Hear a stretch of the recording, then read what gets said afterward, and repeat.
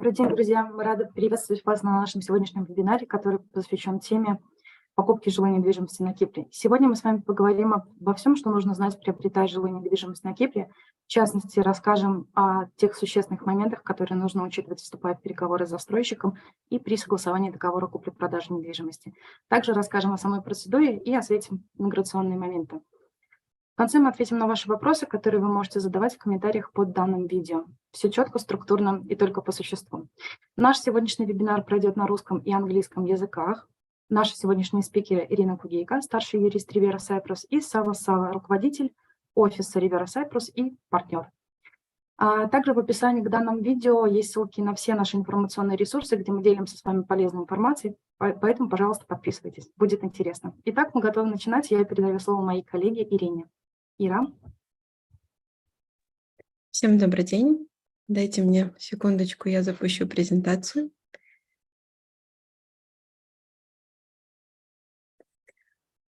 Всем добрый день еще раз. Меня зовут Ирина Кугейко. Я старший юрист кипрского офиса международной юридической фирмы REVERA. И сегодня мы с вами поговорим про покупку недвижимости на Кипре. Перед этим я бы хотела сказать пару слов про нашу компанию. У нас 8 офисов, соответственно, на Кипре, потому что мы говорим про покупку недвижимости на Кипре. Также в Беларуси, Украине, Грузии, Польше, Кюрасао, Казахстане и Арабских Эмиратах. В этих 8 офисах работают более чем 67 юристов. После такого краткого интро разрешите мне перейти непосредственно к первой части нашего вебинара. Первая часть будет посвящена переговорам с застройщиком, что необходимо учитывать при согласовании условий договора купли-продажи недвижимости.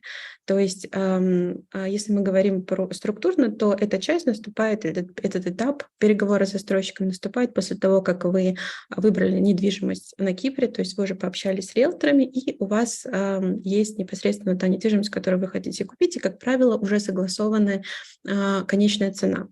Вот на этом этапе подключаются, как правило, юристы. Значит, первый документ, с которым вам придется познакомиться, это Reservation Agreement или так называемый договор резервации. А второй документ, это непосредственно основной, это договор купли-продажи недвижимости. Вот конкретно про эти два документа я поговорю сегодня в первой части нашего вебинара. Итак, первый договор – это договор резервирования. Что это за договор? То есть это договор, который заключается между покупателем и продавцом. На стороне покупателя обязанность внести reservation fee или так называемый платеж за резервирование того или иного объекта недвижимости. За продавцом обязанность по не продаже этой недвижимости и не рекламированию этой недвижимости другим лицам. Также в этом договоре устанавливается reservation period. Это период, в течение которого продавец должен нести эту обязанность по не продаже этой недвижимости третьим лицам. Соответственно, на практике, как правило, reservation period не составляет больше, чем 1 месяц, потому что продавец заинтересован в том, чтобы максимально быстро заключить договор, в принципе, как и покупатель. Но, как правило, сам образец договора купли-продажи недвижимости предоставляет сам продавец. То есть в моей практике никогда не было, чтобы покупатель предоставлял проект договора купли-продажи недвижимости. И, как правило, этот договор составлен исключительно в сторону продавца. Поэтому этим объясняется такой маленький reservation period в самом договоре резервирования. Что еще важно понимать? Важно понимать, что, как правило, сумма вот этого платежа за резервирование составляет от 10 до 20 тысяч евро. На практике я встречала 220. Это как такая стандартный best practice. Этот reservation fee, он может быть возвратным, может быть невозвратным. Но на практике мы встречали невозвратный платеж. То есть если в течение reservation period покупатель и продавец не договариваются и не заключают договор купли-продажи недвижимости, соответственно, покупатель теряет reservation fee. Но если они все-таки идут в договор, в заключение договора, то сумма вот этого reservation fee может быть включена в сумму основной цены сделки. И давайте перейдем непосредственно к договору купли-продажи недвижимости. Здесь мы обсудим несколько блоков. Первый, самый основной блок – это цена недвижимости и график платежей. И здесь важно сделать ремарку, что если вы хотите убить двух зайцев сразу и купить недвижимость на Кипре и получить постоянный вид на жительство для вас и членов вашей семьи, то важно, чтобы цена недвижимости была 300 тысяч евро плюс НДС и выше. Если у нас не вносится эта сумма, то, соответственно, мы не можем начать процедуру получения, подачи документов на ПМЖ за инвестиции. Что еще хотелось бы отметить? Хотелось бы отметить, что есть разные графики платежей. Да? Вот слева в колонке представлен график платежей, которые, как правило, предлагают застройщики или продавцы. Здесь неважно, да? Здесь мы говорим про, наверное, тут больше мы говорим про застройщиков, то есть когда недвижимость покупается первый раз. И что обычно предлагаем мы? То есть, как мы видим, да, обычно платежи, около 5 платежей в договоре. Первый платеж – это тот самый reservation fee, то есть если вы все-таки заключаете договор, то вот, все цифры здесь представлены условно, да, просто для наглядности. Допустим, 20 тысяч евро у нас первый платеж, да, соответственно, вот reservation fee зачитывается как первый платеж, и это, в принципе, и застройщики предлагают, и мы, в принципе, от этого не отказываемся. Второй платеж – это, как правило, платеж, который позволяет нам начать процедуру получения ПМЖ за инвестиции, да, если это кейс конкретно этого клиента. Соответственно, мы заинтересованы в том, чтобы этот платеж был 300 тысяч евро и выше, чтобы сразу после подписания договора клиент мог перечислить первый такой существенный, но считаю, что второй платеж за недвижимость, и мы могли начать эту процедуру. Третий платеж и четвертый, как правило, застройщики или там продавцы прописывают в конкретных цифрах, в конкретных датах.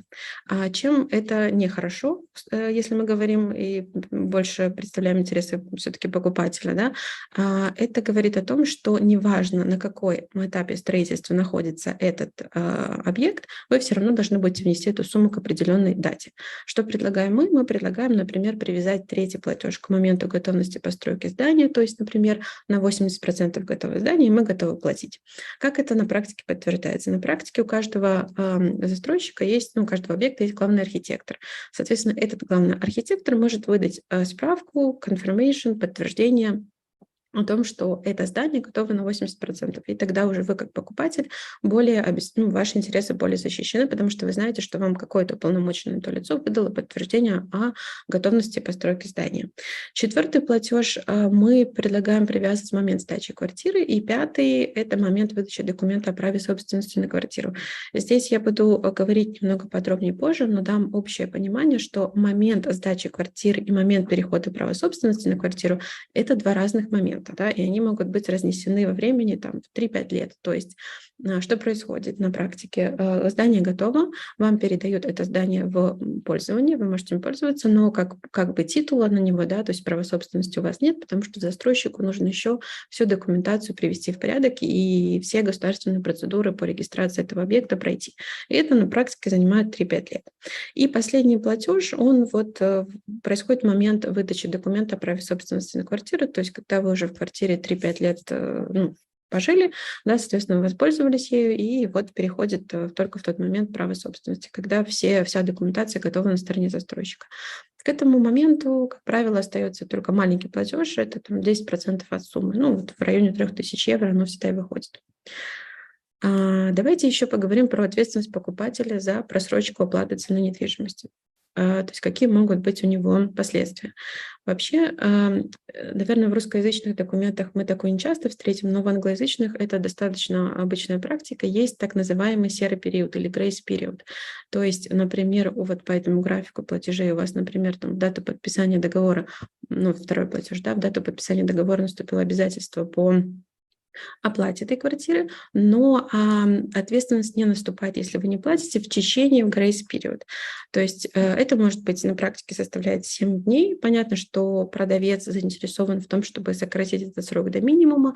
В наших же реалиях мы на последнее время увеличиваем этот срок или стараемся его, по крайней мере, увеличить на 2-3 недели, потому что платежи, допустим, если лицо, которое покупает недвижимость, находится в России, Беларуси или так далее, и у него есть там счета, то есть которых он хочет перечислить, то, соответственно, на комплаенс банка уйдет очень много времени, и поэтому лучше закладывать более долгий срок. Что еще может быть? Если вдруг покупатель в срок не уплачивает какой-то определенный платеж, то может быть начисление процентов.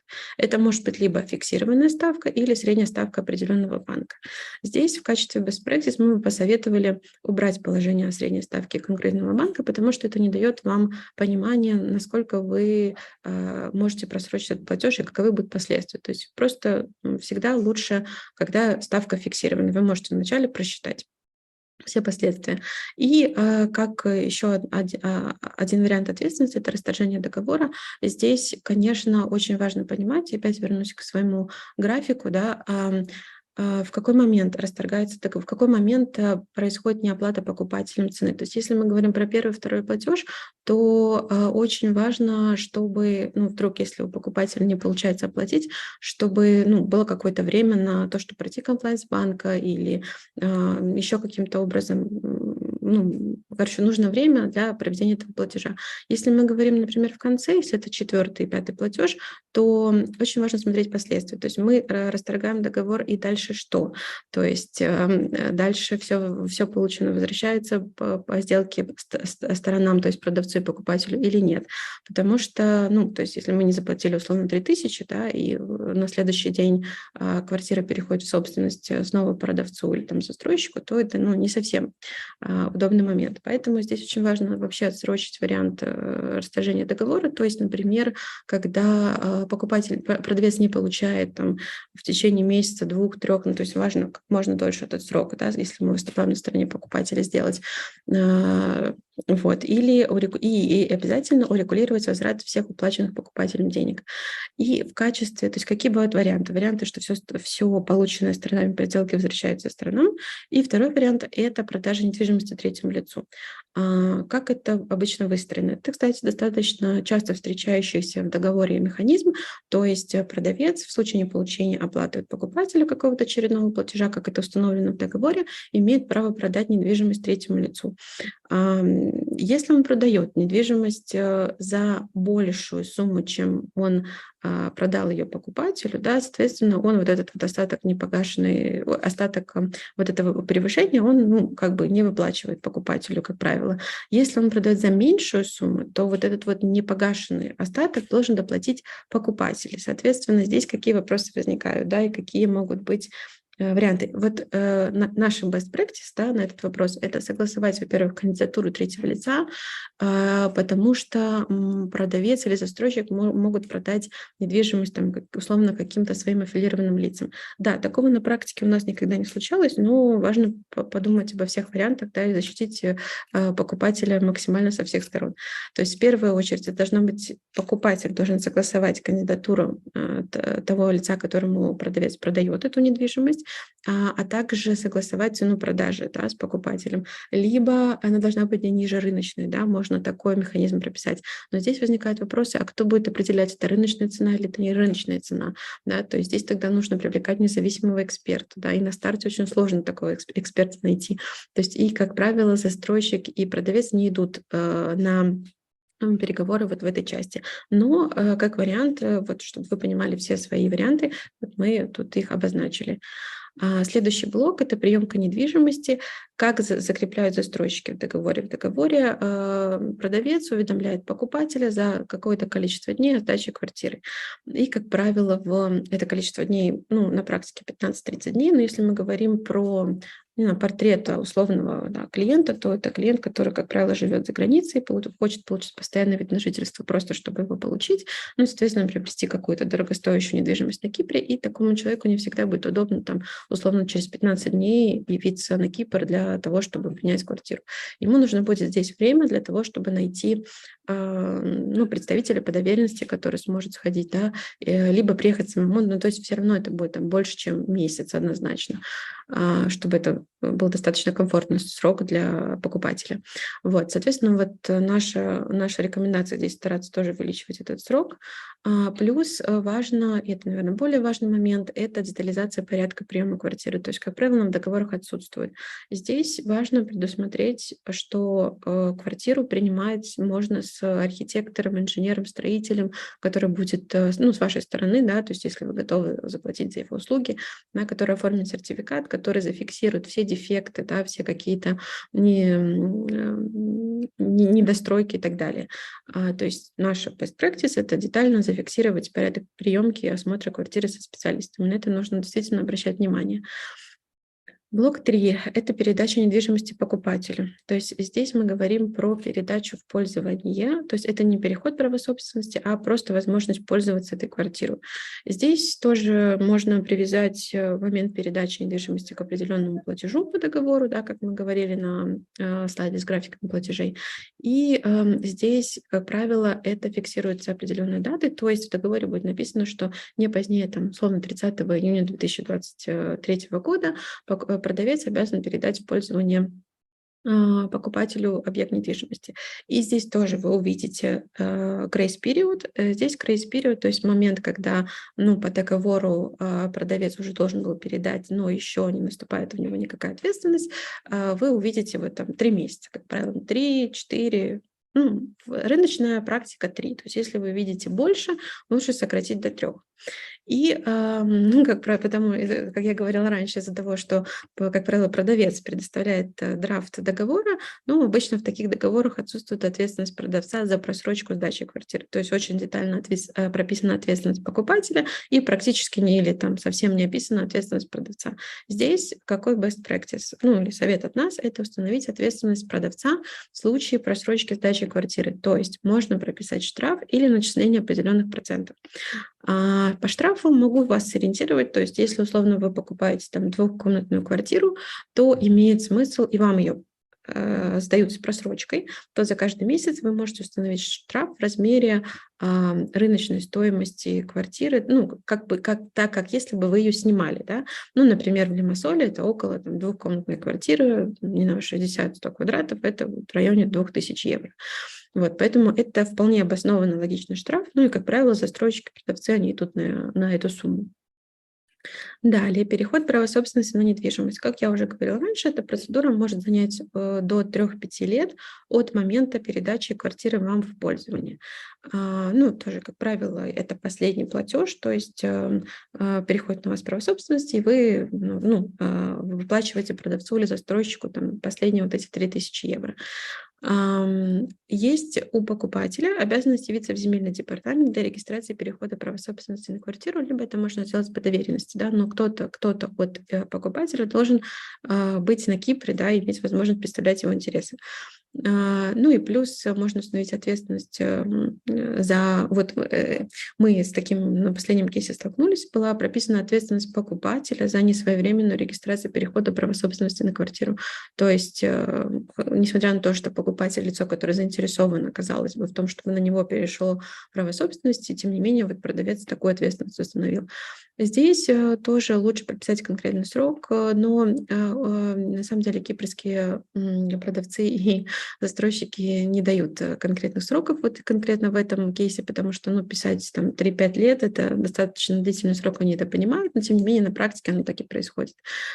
Здесь важно понимать, будете ли вы сами на Кипре в это время, да, планируете ли вы жить в той недвижимости, которую вы купили, либо вы можете найти представителя, который смог бы вам помочь оформить регистрацию перехода права собственности.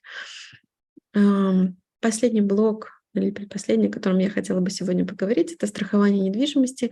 И здесь тоже важный момент. Так как я уже неоднократно говорила, что у нас, по сути, есть, я бы сказала, 3 реперные точки. Первая – это дата подписания договора купли-продажи недвижимости. Вторая точка – это передача недвижимости в пользование. Третья точка – это уже переход права собственности.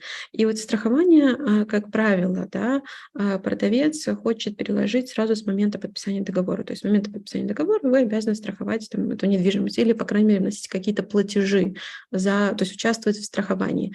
Здесь однозначно можно этот момент пытаться убрать из договора. И, наверное, такая золотая середина – это до момента передачи в пользование, то есть это вторая точка, да, до момента передачи в пользование покупателю. Эта недвижимость страхуется продавцом, все, что после и до перехода права собственности, это страхуется за счет покупателя. В принципе, это вполне себе соломоново решение и достаточно справедливое. То есть наша рекомендация здесь – это зафиксировать все как в варианте номер 2. Еще последний блок – это залог недвижимости. Важно понимать, что застройщики могут брать под строительство определенного объекта деньги у банка, да? То есть, соответственно, это имущество, оно может быть в залоге. Поэтому очень важно проверить, вообще находится ли квартира в залоге у кипрского банка и какой тут механизм. Как только покупатель вносит платеж, во-первых, в договоре, да, начнем с того, что в договоре купли-продажи недвижимости должно быть отражено, что имущество находится в залоге у банка. То есть это обе стороны должны понимать очень четко. Как только покупатель вносит там всю сумму или какую-то определенную сумму, там большую часть, например, оплаты за квартиру, застройщик идет в банк и получает от банка отказ от залога на эту конкретную недвижимость. Это очень важно прописать в договоре и установить ответственность продавца в случае неполучения им отказа банка от залога квартиры. То есть это тоже важный момент, на который нужно обратить внимание. И на этом моя презентация подошла к концу. Мы будем рады помочь вам с участием в переговорах с застройщиком или продавцом, или в подготовке, в анализе договора купли-продажи. И давайте я передам своему коллеге слово, Саввас Савва, и он расскажет уже непосредственно про процедуру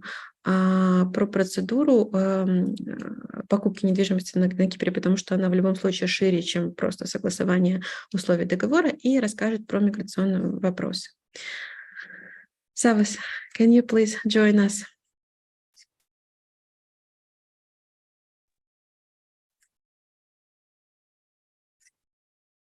Good morning. Morning. I need to upload my presentation. Yeah.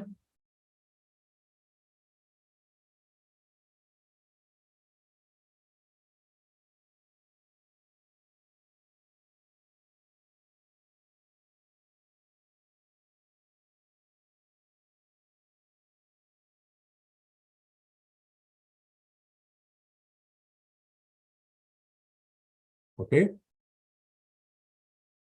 Irina, is okay? Yeah, all is good, no worries. All right. Good morning to everybody. My name is Savvas Savva. I am the partner in REVERA Cyprus. Today I will talk about how to buy a property here in Cyprus. The matter is simple, but at the same time it can be complicated. There are three sources to buy a property here in Cyprus. They are the real estate agents, which can be licensed or no licensed, developers and individuals. In the case of a real estate agent, you end up talking with a developer, which can be Cypriot or not Cypriot, and individuals. Our work starts from how to check the property.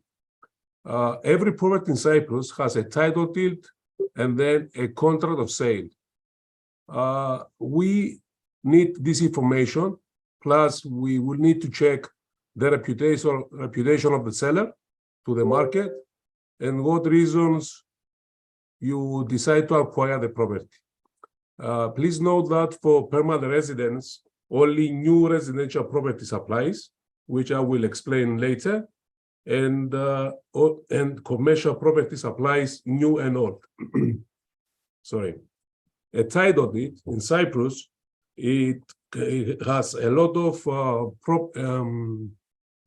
of information that is needed for us.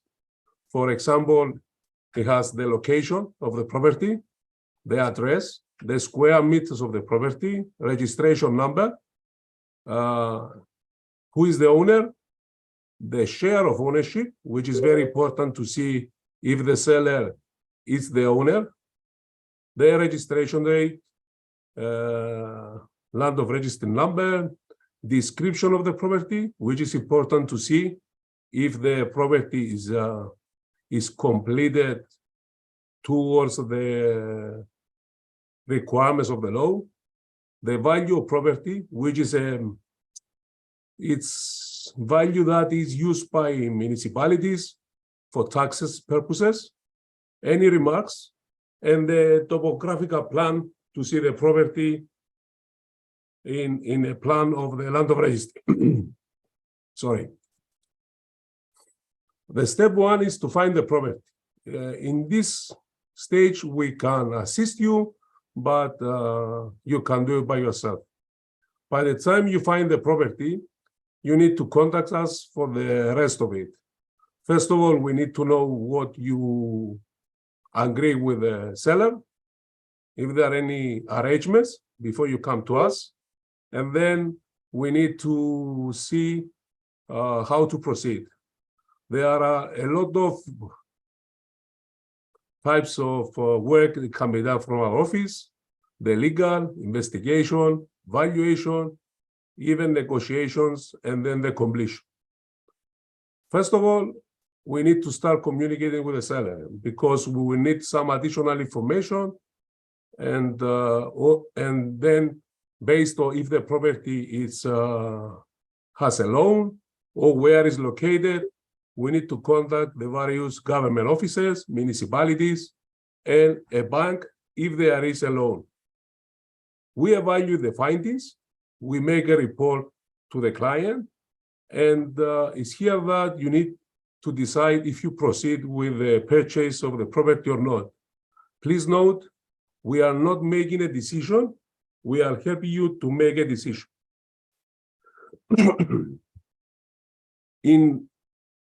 After signing the property, there are some costs involved. The first cost is the stamp the contract. There is here how the contract will be calculated, the fee will be calculated. For example, for 300,000 contract, the cost is €507 plus €2 per extra copy. In most of the cases, we need we need one original and three extra copies, as one of the copies the seller must take. The original goes to the buyer, and another one copy it will be deposited to the land of registry, and we'll always do extra copy for any reason. Note that if you pay 19% VAT or 5%, then the land of registry fees is 0. If the property is used, then there will be no VAT, so you pay 50% of the land of registry transfer fees. For a property of 300,000, the fee is 8,600. As it concerns apply for the 5%, we need the information we need is mostly we will receive it from the seller, and the information we need from your side it's IDs. If you are in Cyprus and you have an ARC number, your passports, your spouse ID and passport, marriage certificates, and then the rest of it we will receive it from the developer, which is related to the property. Please note that before you apply for the 5% VAT, you cannot occupy the property. It is important to apply, deposit, accepted by the VAT, the application, and then enter and then use the property. Note that for a down payment, as Irina mentioned, the VAT you will pay is 90%, but after you receive the permission for the 5%, everything will be readjusted.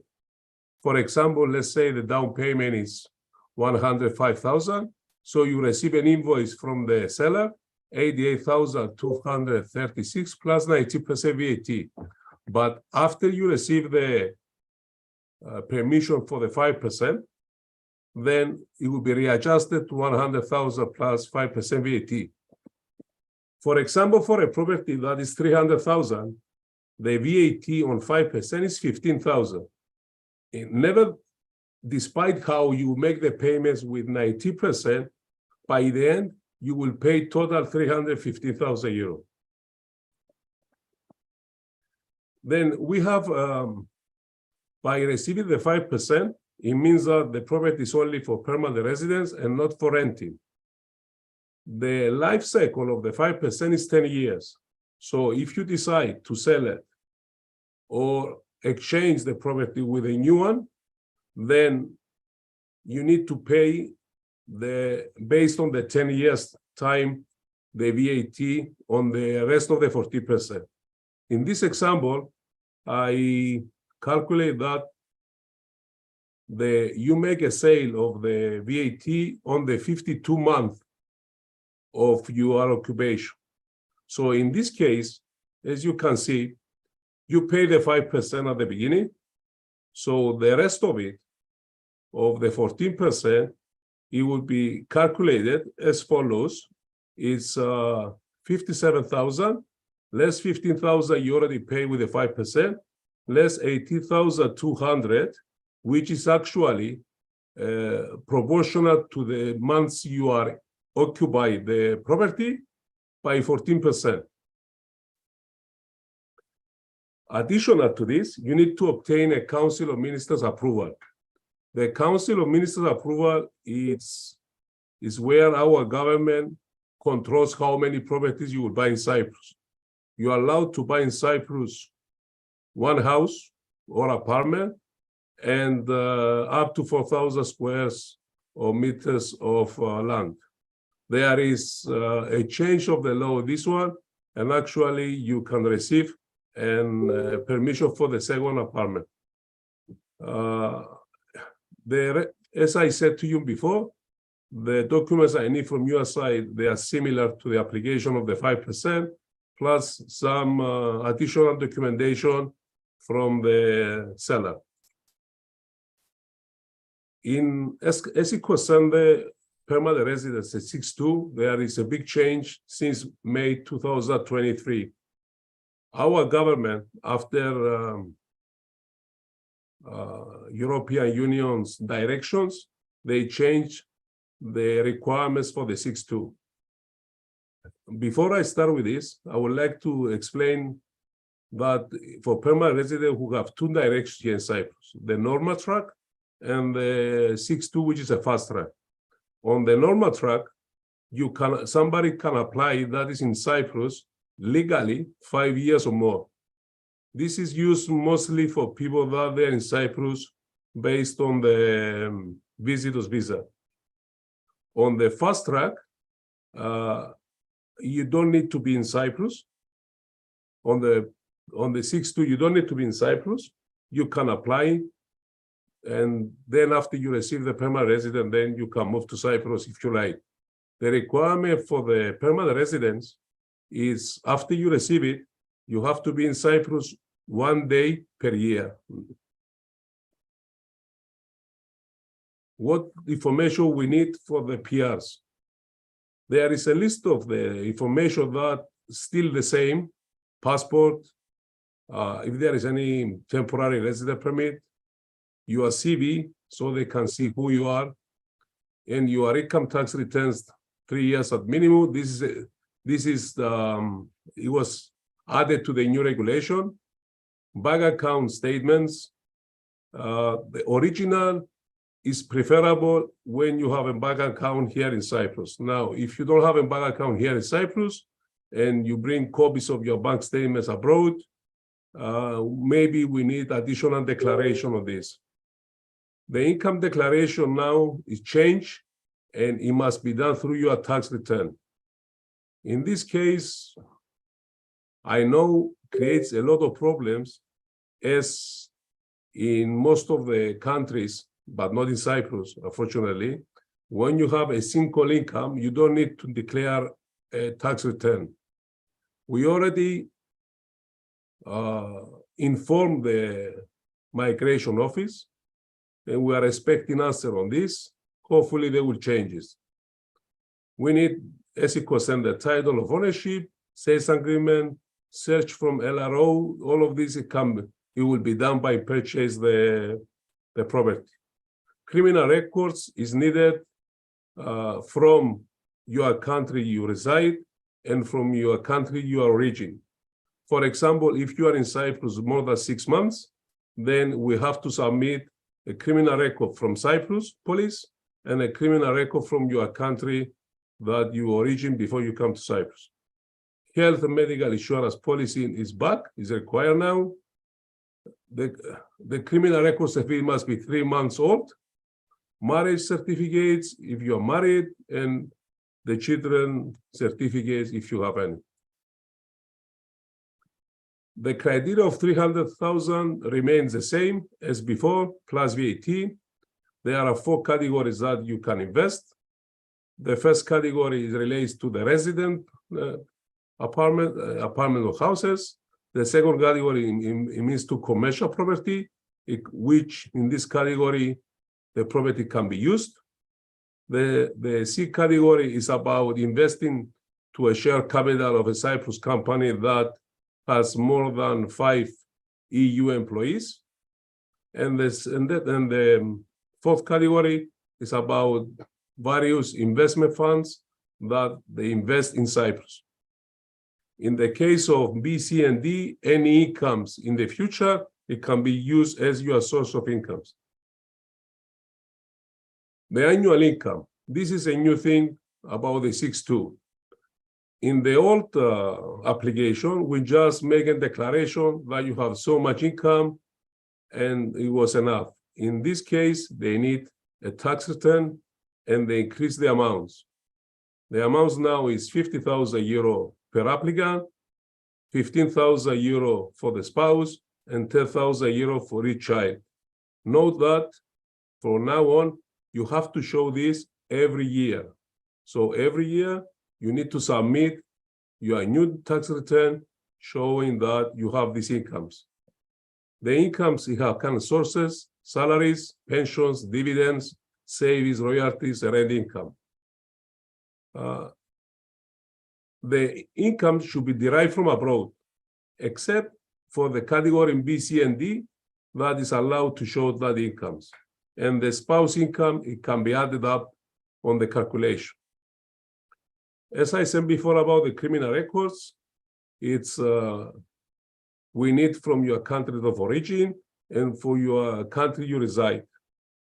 There is a declaration that is need to be done here in Cyprus that you are not going to work in Cyprus. And we need proof of residence if you choose the B, C, and D. The additional to this, that as I said, that every year you need to submit your tax return showing that you have more incomes than the ones I stated before. You need to submit from the land of registry search showing that you're still owner of the property. It's a new thing. It's simple for us. We can do it and we can provide this information. Medical insurance, you need to submit that you still have a medical insurance. And if you concern medical insurance, we have no problem to show your medical insurance you have abroad if covers Cyprus.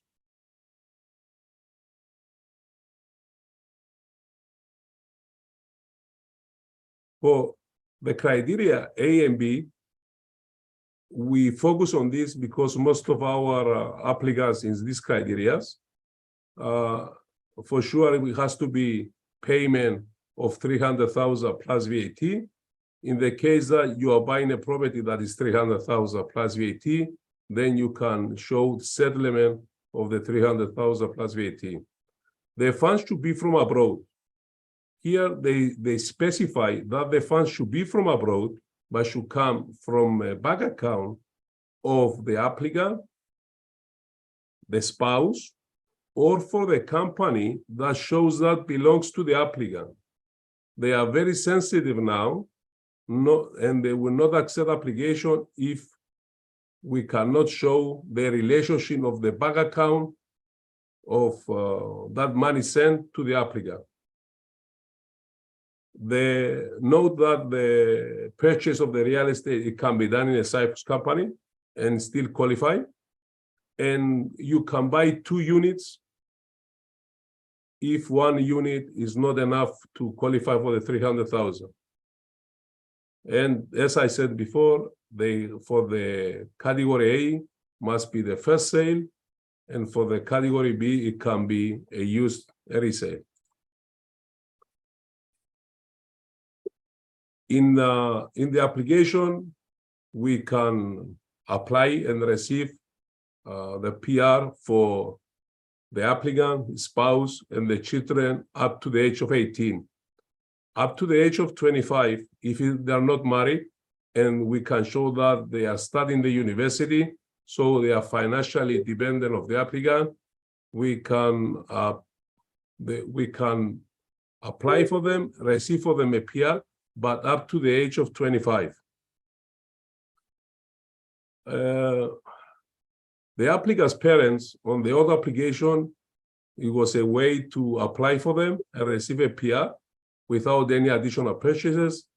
This requirement is now not existing, and they need to buy a property to apply. This is why I said below that if the property is more than 600,000, then a second application can go to the same property. They put now on the, they added on the new regulation that they will start counting the bedrooms. For example, as I said before, 1-bedroom apartment, and we apply for a family of 4. And most probably they will not accept it, and they will request additional rental agreement for the family. So it has to be reasonable, the bedrooms of the property you apply to your family needs. Thank you. And wait, any remarks? Thank you very much. Okay, we have a bunch of questions. Savvas, can I ask you to cover them because they all fall into your scope of expertise? No problem. Right now. That's okay. Okay, sure. So first question from Mikhail. Is it possible to sell the apartment while there's no title deed? What else cannot be done without the title deed? And what actually it is needed for? There are 2 ways to sell an apartment without a title deed. The first way is through a cancellation agreement, which means that you sell back to the developer, and the developer sells to the new buyer. And the second way, which is been happening the last 5 years, you just transfer your rights to the land of registry to the new buyer. In the second way, you don't need the involvement of the developer. You can do it by yourself. What is the difference between the 2 ways?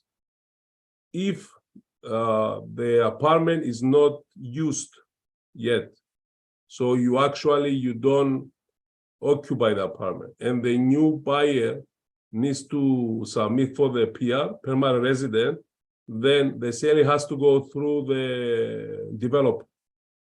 If it's a transfer of the rights, then you will have an issue with the migration. So the answer is yes, you can do the sale as with a contract of sale.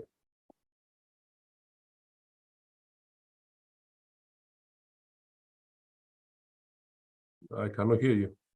Natalia. I'm sorry, Irina, anything to add? No. Okay, so the second question from Mikhail. What if the developer breaks some rules and the developer actually do not provide the buyer with a title deed? Can he be forced to pay any fees which he will pass on to the owners? It's a tricky question. Actually, always we leave some money to be paid to the developer when the title deed is happening. By average time, the title deed, it will be transferred 2-3 years after the occupation of the building. And because of this period of time, it's a lot. Most of the developers, they don't accept a huge amount to remain back. So he's right. There is a point here what you can do if you don't receive a title deed. There was cases in Cyprus that it took many years, and even there is a committee that for buyers that they are trapped to find a way out with a title deed. The new developers, as I know and I can see, they produce a title deed 2 to 3 years, and it's a matter of reputation. as I stated at the beginning of my presentation, the reputation of the developer, it's very important to see what it needs to be done. Okay, thank you. Next question from Olga. So the general assumption, in order to make a fast-track residence permit, it is necessary to transfer money to abroad to the developers or the builder's account. So the first question is, if some amount of the money has already been transferred from abroad to Olga's personal account in Cypriot bank, are those funds suitable for such a program or not? Yes, it's suitable. The regulation says that you have to show that money coming from abroad. It doesn't mean that this money came to Cyprus for the purchase of that property. You can bring the money in Cyprus for any reason, and then you decide to use this money for purchasing a property. So actually, yes, it's this money can apply. It's fine. It's no problem at all. Okay, the second question from Olga. Does she have to transfer the money only from her personal account from abroad? Or it can be any account, for example, parents, siblings, anyone? They are very sensitive now. They even added to the new regulation that money must become from the applicant's or the spouse account. And if they are coming for a company, must be shown that this company is controlled by the applicant or the spouse. So the answer here is be careful. You need to show that the money actually belongs to the applicant that coming to Cyprus in any way, direct or indirect. Okay, Olga is also asking, can you help her to open a bank account in a foreign bank if she doesn't have one? Yes, we can do this. Yeah, we have 8 offices, as I said in the beginning of the presentation. So that's not the problem. Okay, let's continue then. Another question from Olga. If she already has 2 properties for the family in Cyprus, can she register a third property only on the company? Or the third one can go to the individual as well? Say again, repeat, please. Olga already has 2 properties for the family in Cyprus. So if they're willing to buy the third property, can it be registered only on the company's name, or it can go to the individual, to one of the family members? The family members count as not family members, let's say, for application reasons, if they are over 18. So in this case, if we have situations that they register the property to their sons or daughter, which is over 18, for the purpose of the 5%, so they can receive the 5%. In this case, yes, if it's over 18, will not apply the restriction of the 2 properties. Okay, and she's also asking, and while there is no company, in case the company was needed, is it possible to pay the first 300,000 and then make contract on individual, a physical person, and then apply for residence permit, and when the third object will be on the company? Is that any case for the migration in this situation? The migration immigration, we need to see that the property that you apply is still on your name or a company that owns by you. So the third property you are mentioned here, which I don't understand why is mentioned, for me, it's very important for the properties that I apply to be shown that belongs to the applicant as the year passes. Note that if we sell this property and we replace it at a reasonable time, there will be no problem to do so. And I'm still asking a lot of people, what is the reasonable time? I don't know. A reasonable time is a reasonable time. So we have cases that it was sold the property, new property was bought, we inform the migration, immigration, and everything is good. The requirement is still the same. Must be more than 300,000. Okay, so the next question is from Olga as well. She's asking, is it possible to give in rent facilities, not for fast track permanent residents, in case the passports of the owners are from Russia? The application for the fast track allows you to buy the property and rent it out, because the application of PR, either one, it has only requirement to stay in Cyprus 1 day.